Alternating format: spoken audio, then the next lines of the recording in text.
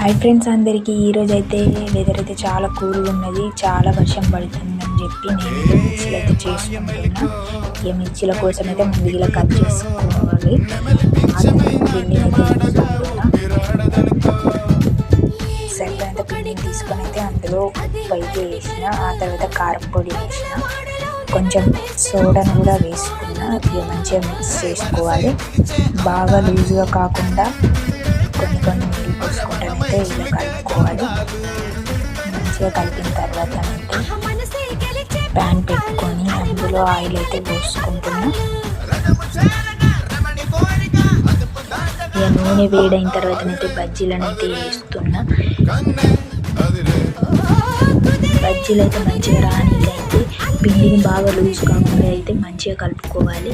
ఇక నా బజ్జీలు అయితే ఇలా వచ్చినాయి అన్నమాట. ఇంకా నా ఛానల్ని సబ్స్క్రైబ్ చేసుకుని వాళ్ళు సబ్స్క్రైబ్ చేసుకుంటారని కోరుకుంటున్నా. ఇక బజ్జీలు అయితే రెడీ అయిపోయినాయి. Bye bye.